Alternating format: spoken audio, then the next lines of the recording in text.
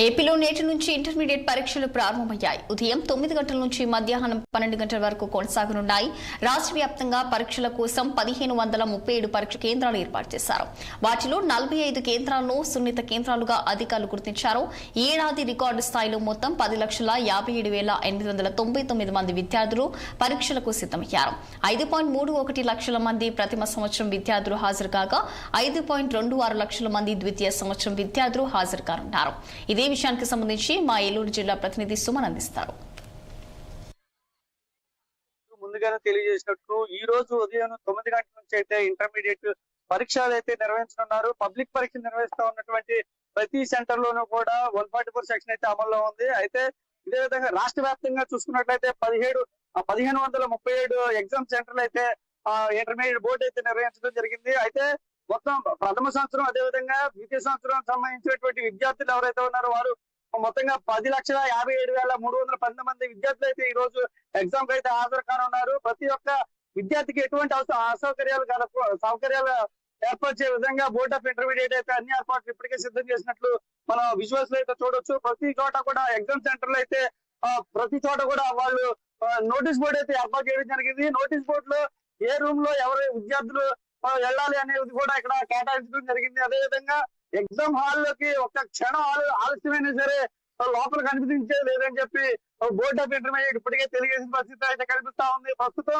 సమయం కావస్తుంది. విద్యార్థులు కూడాను క్షుణ్ణంగా మనం విజువల్స్ లో చూడొచ్చు. ఇప్పుడే వస్తా ఉన్నారు. వారికి ఎటువంటి అసౌకర్యం కలగకుండా అలాగే బోర్డ్ ఆఫ్ ఇంటర్మీడియట్ ఇప్పటికే ఆర్టీసీ అధికారులకు అయితే ఆదేశాలు అయితే జారీ చేయడం జరిగింది. వాళ్ళు రిక్వెస్ట్ చేయడం జరిగింది విద్యార్థులకు త్వరగా ఎగ్జామ్ సెంటర్ కి వచ్చే విధంగా అన్ని ఏర్పాట్లు చేయాలని చెప్పి తెలియజేశారు.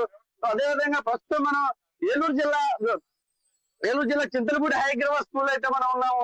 ఆ ప్రిన్సిపల్ గారిని అయితే అడిగి తెలుసుకున్నాం. సార్ చెప్పండి, అయితే ఇప్పుడు ప్రస్తుతం ఎగ్జామ్స్ అయితే జరుగుతా ఉన్నాయి, మీరు ఎటువంటి ఏర్పాట్లు చేశారు నిబంధనలు మీరు అనుకున్నాం?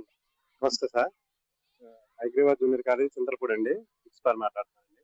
మన గవర్నమెంట్ ఆధారం తెలియజేసినట్టుగా అన్ని ఏర్పాట్లు చేయడం జరిగిందండి. ఇక్కడ ప్రజెంట్ ఈ రోజు 266 మంది ఎగ్జామ్ రాయడం జరుగుతుందండి. దానికి తగిన ఏర్పాట్లు అన్ని కూడా పూర్తి చేయడం జరిగిందండి. విద్యార్థులందరూ ప్రశాంతంగా ఎగ్జామ్ రాయడం జరుగుతుందండి.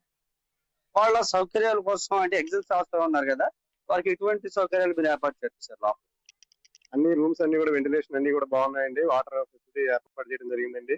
అలాగే పిల్లలు వచ్చేటప్పుడు కూడా అన్ని చెక్ చేసి లోపల పంపించడం జరిగిందండి. వాళ్ళకి ఎటువంటి అసౌకర్యం లేకుండా అన్ని వాష్రూమ్స్ కానీ అన్ని కూడా నీట్ గా ఉండడం జరిగిందండి.